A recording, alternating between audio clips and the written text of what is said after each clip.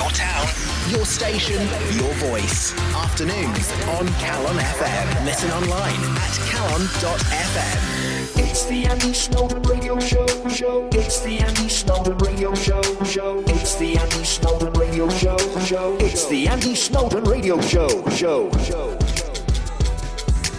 Fleetwood Mac, Don't Stop on the Stage and Screen show. And on November the 19th, over at the Bangor Pontio Theatre, that's the Bangor University Theatre, the fantastic Fleetwood Bac, who are the world's leading No.1 tribute band to Fleetwood Mac. And I am so pleased to say I am joined on the line by Fleetwood Bac member Matt Pearce. Matt, it's lovely to have you on the Stage and Screen show, my friend. Thanks ever so much for joining us. First things first, as I started most of my interviews off at the moment, asking everybody about the last 2 years of the COVID, the lockdown. How was it for yourself?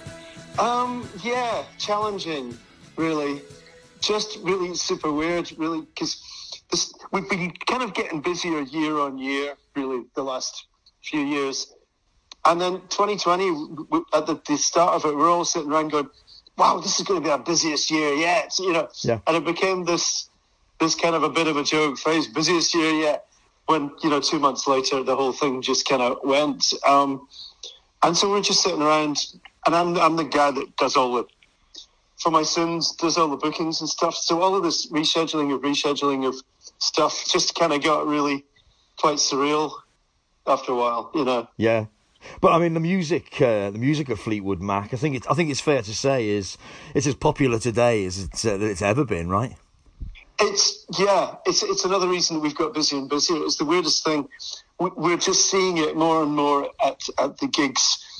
Instead of just being the oldies, the Peter Green songs and the Rumours songs and stuff, you get in the kids, or even, I don't even know, grandkids. I don't know. It's just this whole new wave of younger people that are coming through that are down the front, knowing every single word of the songs. As opposed, you used to get them occasionally, they'd stand there next to what was obviously their parents, and they'd look kind of bored. Like they'd been dragged along by mum and dad or whatever, but now they're the ones down the front with the T-shirts on, singing along. So it's really kind of transcended. Fleetwood Mac have kind of become one of those bands in the way that the Beatles and Queen and Floyd have, that's kind of across the generations. It wasn't that way maybe 10 years ago. It's been a really interesting progression, really. Yeah. But I mean, as you say, the tour. I was looking at your tour dates today, and the tour is incredible. Really, you're taking bookings up to this time next year, right? Oh yeah, this next year is done pretty much. I'm squeezing them in. We're talking. For a band like us, like the tribute stuff, it's not like we're off on 3-month tours playing every night or whatever. It's mainly people want to come and see us at the weekend kind of dates. That's what people want.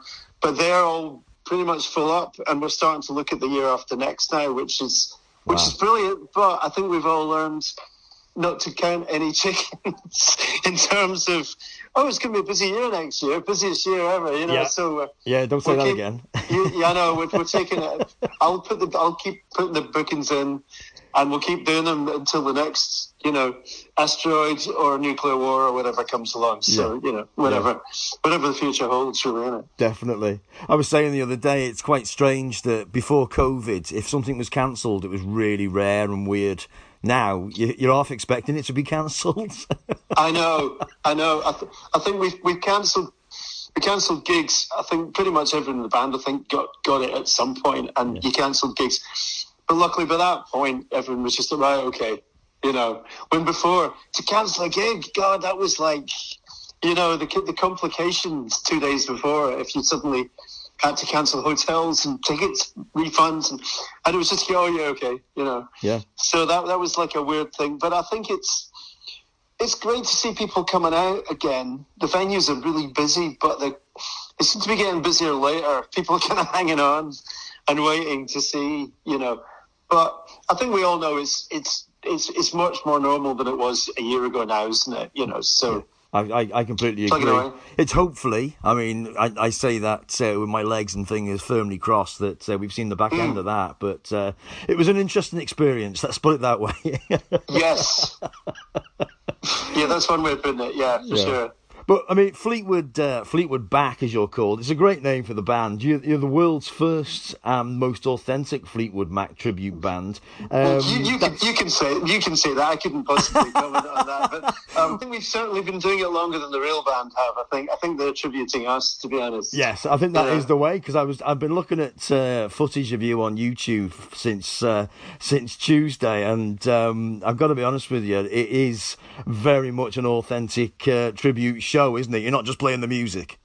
No, I think, I don't know if it's that weird thing. It's like, dog owners end up looking like their dogs in the end or something. And we end up just kind of living, tribute bands end up living their life. Because I think, if you go and see a Bon Jovi tribute and you see the Bon Jovi guy, if he does it well, he's going to have a little bit of that attitude, or a Mick Jagger or whatever, Yeah.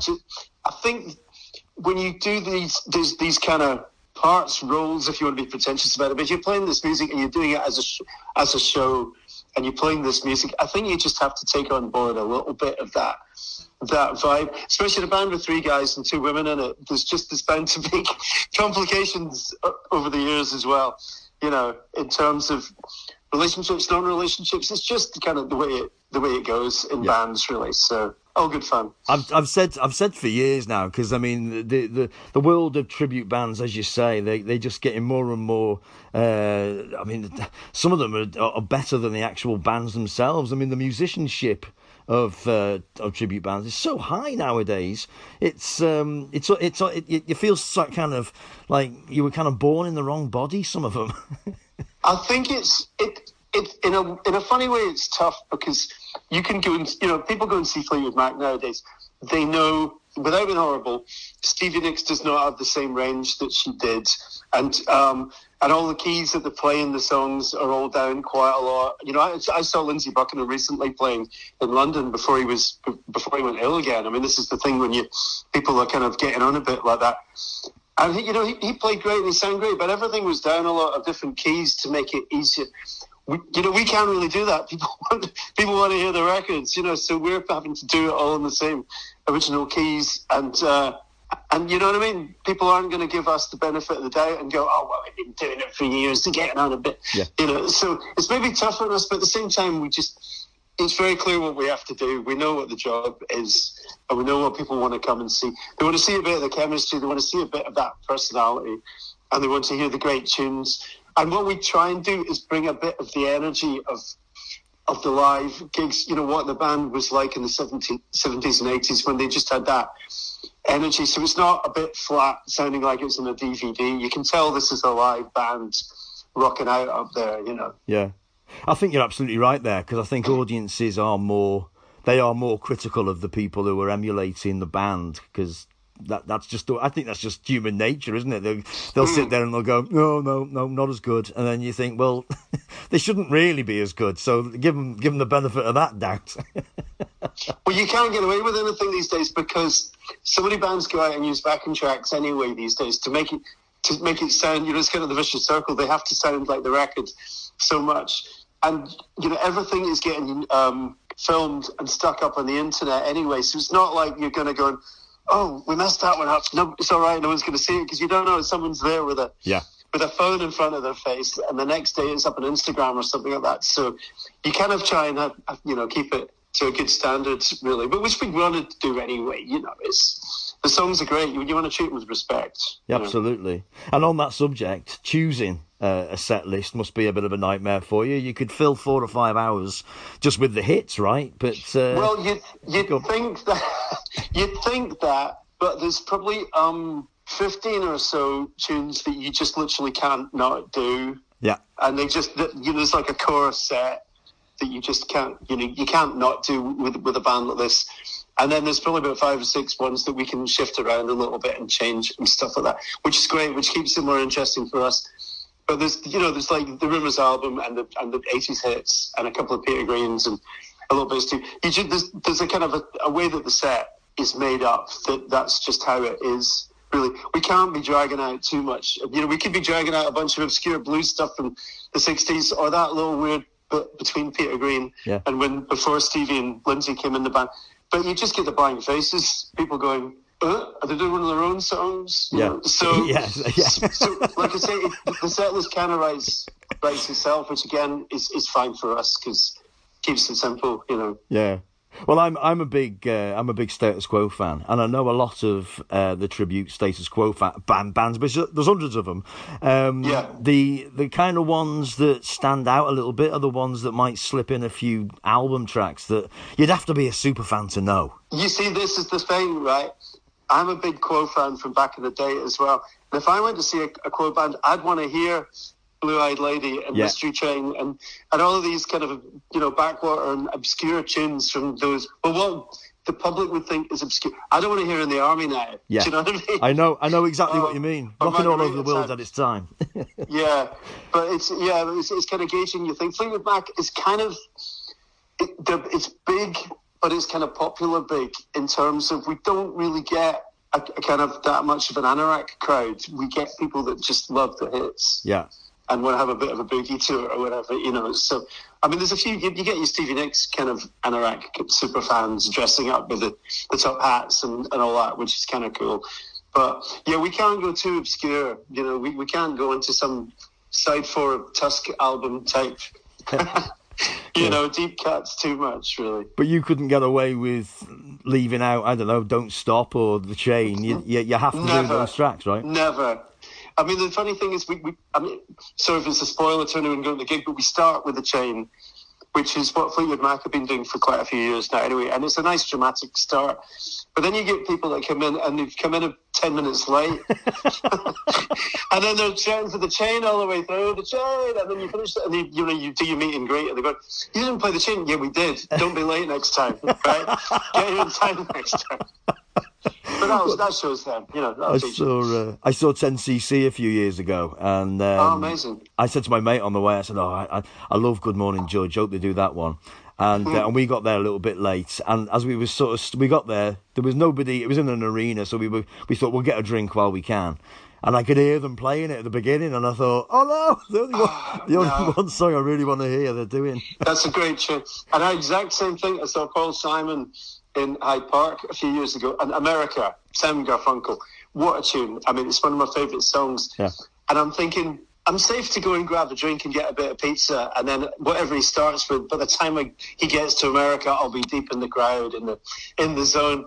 And of course he starts with, and I'm there shoving this pizza in my mouth and just trying to get through the crowd while this most beautiful song of all time is playing, and I'm thinking, this is not really how I wanted to experience this tune, you know. Yeah. Oh yeah, definitely. So I sympathise for all the people when we play The Chain first. But what else are you going to start with? You know, I know. But that's usually the thing with the band, isn't it? They usually play their biggest hit last, and while you're watching it, you're thinking, oh, they're doing this now. The show must be nearly over, right? Yeah.